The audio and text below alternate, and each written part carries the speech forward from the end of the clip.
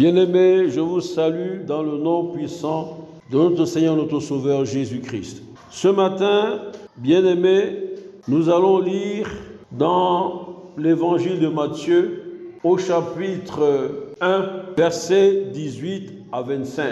Je dis bien Matthieu 1, versets 18 à 25. Il y est écrit: voici de quelle manière arriva la naissance de Jésus.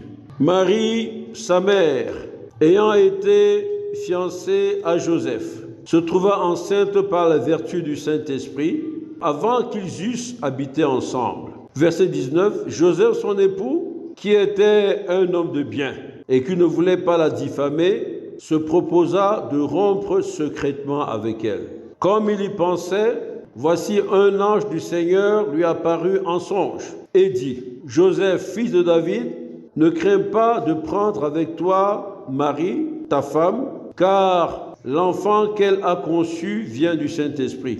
Verset 21, elle enfantera un fils et lui donnera le nom de Jésus. C'est lui qui sauvera son peuple de ses péchés. Tout cela arriva afin que s'accomplisse ce que le Seigneur avait annoncé par le prophète. Verset 23, voici, la Vierge sera enceinte, elle enfantera un fils, on lui donnera le nom d'Emmanuel, ce qui signifie Dieu avec nous. Verset 24, Joseph s'étant réveillé, fit ce que l'ange du Seigneur lui avait ordonné, et il prit sa femme avec lui. Mais il ne la connut point jusqu'à ce qu'elle eût enfanté un fils, auquel il donna le nom de Jésus.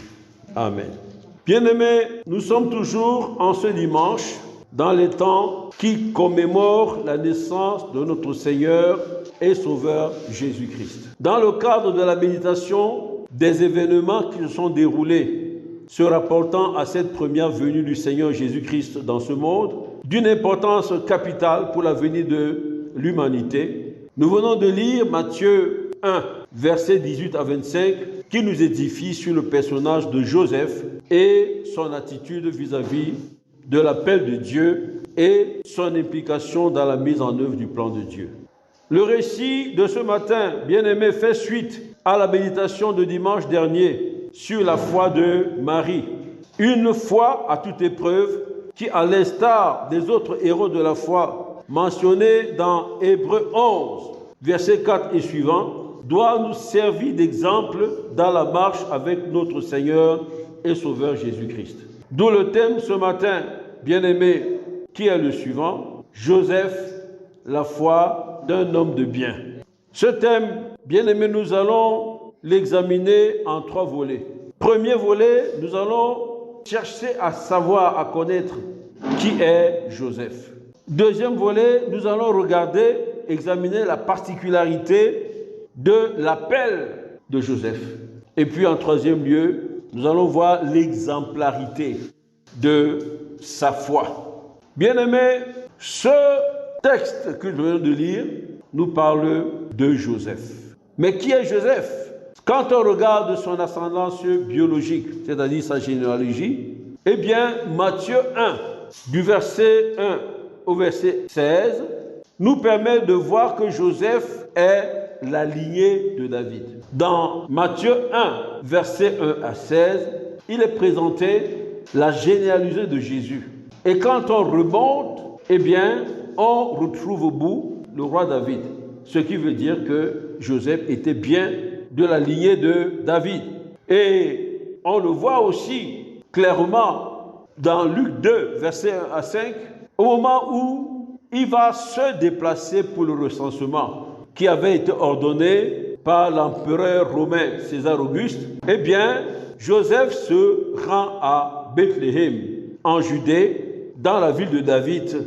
Et la Bible précise ce qui suit, qu'il était de la maison et de la famille de David.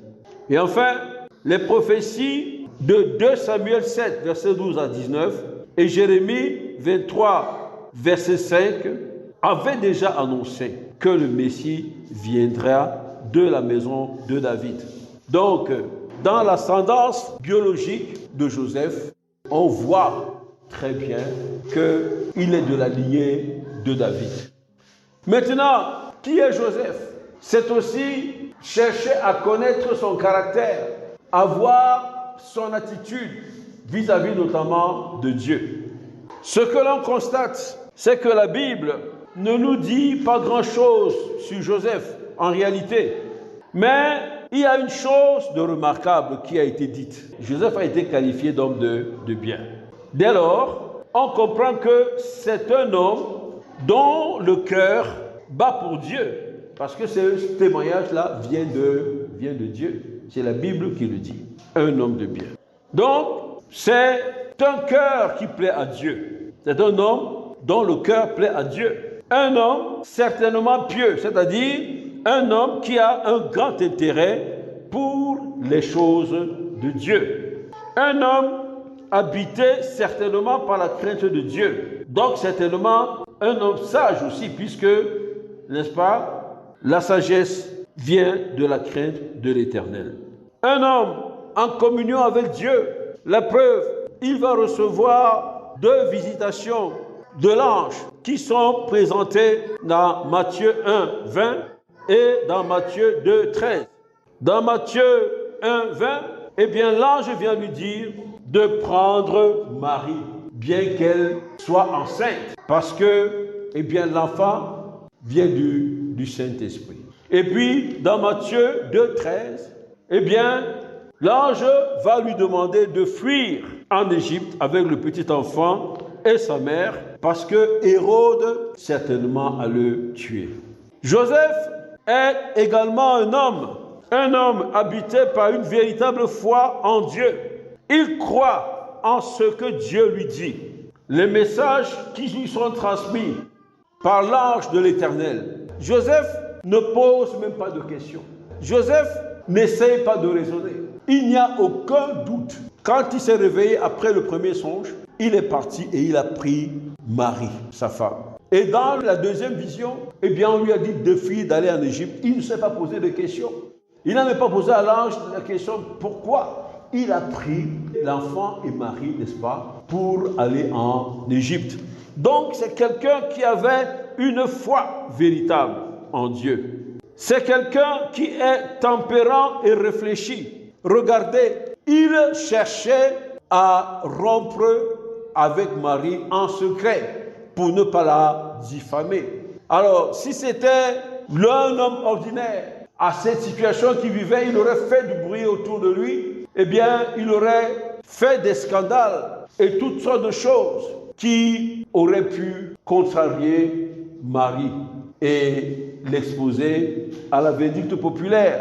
Parce qu'on aurait considéré cette situation comme une situation d'adultère et Marie aurait peut-être été lapidée. Mais lui, de manière secrète, il pensait, n'est-ce pas, un homme réfléchi et un homme tempérant, comment se séparer de Marie. C'était donc quelqu'un de tempérant, de réfléchi.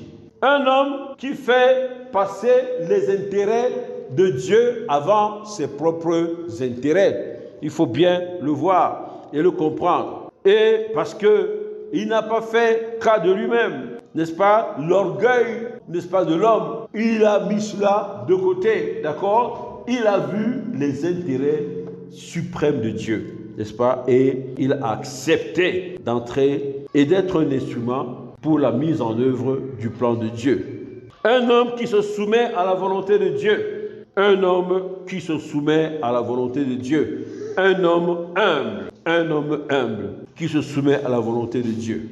Voilà, bien-aimés, ce qu'on peut dire à la question de savoir qui est Joseph. Le deuxième volet, c'est examiner la particularité de son appel. Joseph a un appel, n'est-ce pas, particulier.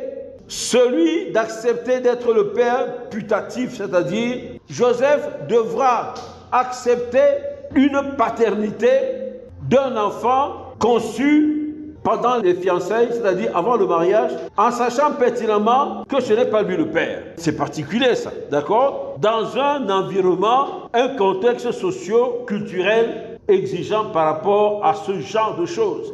Eh bien, dans cet appel également, il lui est demandé d'aimer cet enfant de le protéger, de l'éduquer comme s'il en était le père. Il devait protéger physiquement cet enfant. D'accord? Alors que par rapport au principe ambiant, eh bien, il devait certainement connaître une sorte de lutte intérieure dans son cœur. Et il devait braver toute l'adversité du contexte socio-culturel de l'époque où la virginité était un principe sacro-saint avant le mariage. Voilà la particularité de son appel. Nous ne pouvons peut-être pas nous rendre compte aujourd'hui, mais c'était quelque chose de difficile à gérer. Mais lui, il est allé au-devant de cela. Alors, pourquoi relever la situation de Joseph? Bien parce que il est un exemple aussi. Un exemple de foi qui peut nous inspirer et dont nous devons nous inspirer. L'exemplarité de sa foi nous permet de voir qu'il avait effectivement une foi ferme. Ce n'était pas une foi chancelante. Il a également quelque chose de caractéristique, c'est que sa foi est une foi obéissante. Et il obéit avec promptitude. Il n'a jamais traîné lorsqu'il a reçu l'instruction de prendre sa femme ou l'instruction de fuir en Égypte. Il a une foi obéissante avec promptitude à la volonté, aux instructions divines. Exemplarité de sa foi encore parce que on voit ici, n'est-ce pas, qu'il s'abandonne totalement à la volonté de Dieu. Il n'essaye pas de se soustraire, il n'essaye pas de raisonner. Il a une totale confiance en son Dieu. Ce qu'il dit, eh bien, Dieu est capable de tout faire. Il est omnipotent, il est présent, omniscient. Joseph ne remet pas en cause ce que Dieu dit. Il s'abandonne à lui. Il a également une prise de conscience du privilège d'être le père légal du Fils de Dieu. Alors que, normalement, dans le monde, notamment de l'époque, ça devait être un fardeau pénible à porter, d'accord? Mais lui, il a considéré que c'était un privilège d'être celui à qui Dieu confie son Fils et l'éducation de son Fils. C'est également une exemplarité en ce qu'il a pris conscience qu'il a été mis à part par Dieu pour la mise en œuvre de son plan de rédemption et il a montré une volonté ferme d'assumer cette mise à part. Parce qu'une chose est de dire nous sommes saints, nous sommes mis à part. Autre chose est d'assumer cette mise à part. D'accord? Voilà, bien-aimé, pour ce qui est de l'exemplarité de sa foi. Il est question ici, bien-aimé, de comprendre que la Bible nous expose ces choses pour qu'elles nous servent d'exemple, pour que nous puissions nous en inspirer et que cela nous aide, nous aussi, à grandir dans la foi. Et dimanche dernier, nous avons parlé de la foi de Marie. C'est également le même genre de difficultés auxquelles elle devait faire face. Eh bien, elle a montré qu'elle avait une foi à toute épreuve, dont nous pouvons nous inspirer. Et Joseph aussi montre ici qu'il a une foi à toute épreuve. Mais ce qu'il faut savoir, c'est que ce sont des exemples de foi qui ont une grande importance pour nous. Mais cela ne doit pas nous amener à l'idolâtrie. Parce que l'adoration, la louange et l'adoration sont réservées à Dieu le Père, Dieu le Fils et Dieu le Saint-Esprit. Il n'est donc pas ici question de verser dans des pratiques religieuses qui offenseraient Dieu et s'opposeraient à sa loi divine. Voilà, bien-aimés, ce que ce matin, le Seigneur a voulu relever dans le récit de la naissance de notre Seigneur, notre Sauveur Jésus-Christ. Joseph comme Marie sont des instruments qu'il a choisis, mais qui ont véritablement montré quelle était la profondeur de leur foi, la fermeté de leur foi, eh bien, qui pourrait nous inspirer dans notre marche avec Christ. Que le nom de l'Éternel soit glorifié. Amen. Bien-aimés, nous espérons que vous avez été bénis. Pour toutes questions et sujets de prière, bien vouloir nous contacter sur nos différentes plateformes. Nous avons reçu gratuitement et nous partageons gratuitement, selon l'instruction du Seigneur. Matthieu 10, verset 8. Que le nom de l'Éternel soit glorifié. Soyez bénis au nom puissant de Jésus-Christ. Amen.